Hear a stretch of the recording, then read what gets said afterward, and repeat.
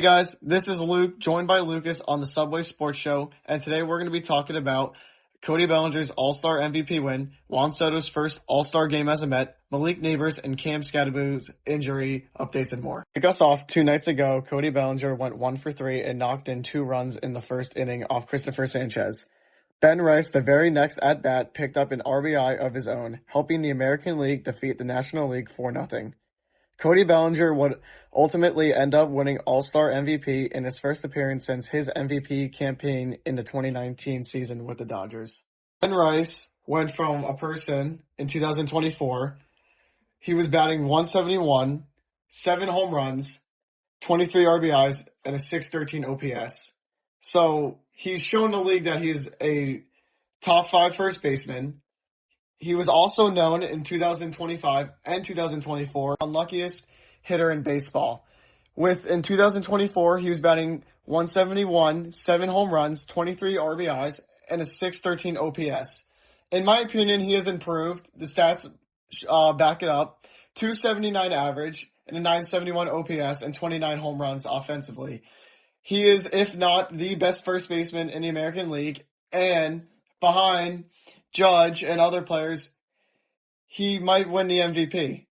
The next Yankee I would like to talk about is Aaron Judge. We all know what happened. He had a rib stress fracture and was sidelined for 4 to 6 weeks. Well, prior to the All-Star break, this was the 4th week.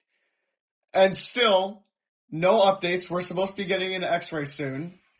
But today's Wednesday. And the All-Star game just passed. And yet we still have no updates. If the Yankees lose Judge anytime longer, I'm going to be honest, don't be surprised if they don't make the playoffs or if they're not the best team in the playoffs. Because in 2023, when they lost Judge with a hand stress fracture, they didn't make the playoffs. They were horrible. They looked lost. And that's kind of how the Yankees looked in the first half coming into the end. I mean, let's be honest. The New York Yankees, they came on a 4-game winning streak. But prior to that, they were on a 7-game losing streak. They couldn't hit the ball. They couldn't hit the ball past 5 innings. They had no hits during that 7-game losing streak for 5 innings. You get swept by Boston. You split the series with Tampa. And you lose 2 out of 3 to the Twins. Another important position I would like to talk about for the Yankees is definitely the shortstop position. As everyone knows, since Didi Gregorius has left, and since obviously Derek Jeter has left, the shortstop position has been horrible. It is probably the worst. They're always bottom of the barrel every time. And here's my hot take. Caballero isn't even a good shortstop. We saw throughout the whole National Series, he was making so many errors. And he might be better than Volpe, but still. I mean, you see the shortstops in every other team, and they could at least make a ground ball and get a hit. Anthony Volpe is horrible.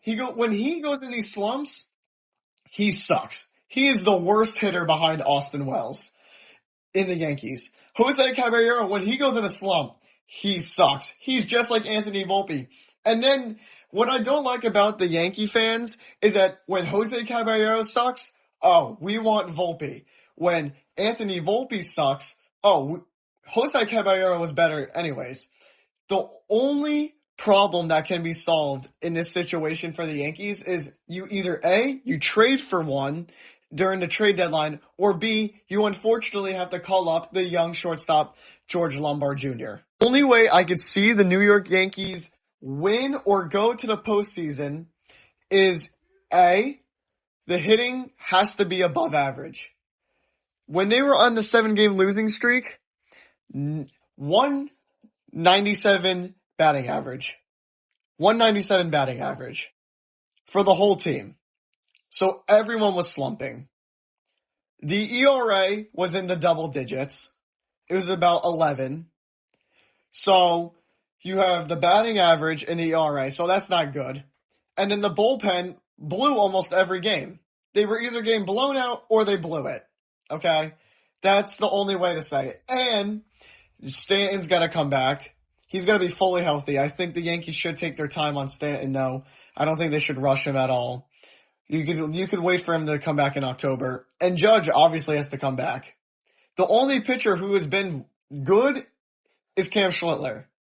And even Cam Schlittler was giving up 2 or 3 runs. And you're like, oh, well, 2 or 3 runs isn't bad. But the Yankees couldn't back it up. That was the problem, is if the Yankees can't back it up, they're automatically going to lose. Now handing the reins over to someone who supports an even crappier baseball team. This is Lucas, and we're here to begin our Mets segment.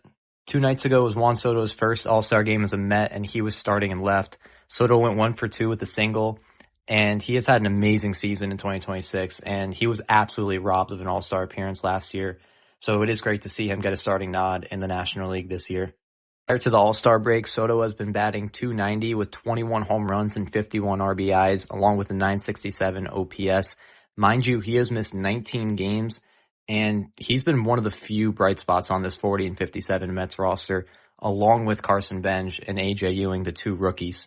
Carson Bench this season has had a .263 average with 11 home runs, 37 RBIs, and a .728 OPS.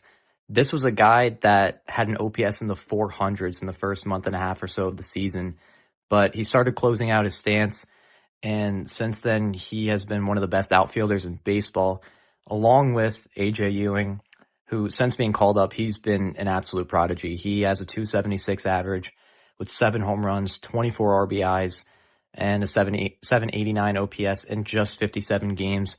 Bench himself has 2 walk-off hits this season. He has not been shy in the clutch this season. There are not a lot of bright spots on this team, though, as the record speaks for itself. Like I said, at 40 and 57 going into the All-Star break, it is the worst mark for the Mets since 1995. And to no surprise, when you look at some of these guys, the way that they've been performing, I mean, Francisco Lindor, who is being called for captain in 2025, he has looked awful. He's missed time due to injury. He cost the Mets the final game before the All-Star break against the Boston Red Sox. Double play ball, hit right to him, booted it. Not only that, but his defense has looked awful outside of that for a guy that's supposed to be a Gold Glover, at least a candidate, year in, year out. Devin Williams, who has been awful in non-save situations. He's blown his last 2 save chances. He's got 3 on the year. ERA sitting in the high 4s, potentially in the 5s now. And a bunch of injuries to this team. Like I said, Soto missed some time despite his greatness. Jorge Polanco has been nowhere to be seen up until the last couple of weeks. Luis Robert is still a guy, and no one knows where he is. Clay Holmes got hurt against the Yankees when he was pitching like an ace. And Freddie Peralta, who has not been hurt, has pitched awful. Again, another ERA in the 4s. So a lot of moves made by David Stearns that have not worked out up until this point. And, it's got to say something about Stearns, and you have to wonder why he still has a job.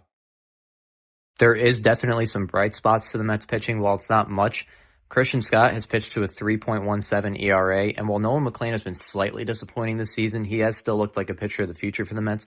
And not to mention Luke Weaver with the sub-2 ERA, 25 straight scoreless outings for Weaver. That's the 3rd longest streak for a reliever in Mets history. Unfortunately, he is a trade candidate by the deadline, but the combination of those pitchers have been pretty good for the Mets, especially Weaver. Finish it off, back to Luke. I'm going to give a quick Giants update. We all know what happened to the Giants last year. They were horrible. They were more disappointing than I've ever seen. This was probably the most depressing season I've ever had to go through. And it all started with Jackson Dart. Jackson Dart, yes, he was good, but then he won his first game, but then it had a hard cost, Malik Nabers. So that kind of threw the Giants out of the playoff looks when Dart was doing good. And then they beat Philly at home, and then a couple weeks go by, they go back to Philly at Lincoln Financial Field, and Cam Skattebo breaks his ankle. That was just gut-wrenching to me, and I'm sure for all of you Giants fans out there, it was probably a very sad time. And then they choke against Denver. But we just got news now from John Harbaugh saying that Malik Nabers and Cam Skattebo are going to be back for practice. But most likely not for week 1. Now, as we heard from last week, we didn't hear any news about Cam Skattebo, but we heard news about Malik Nabers saying he might not be ready after week 4.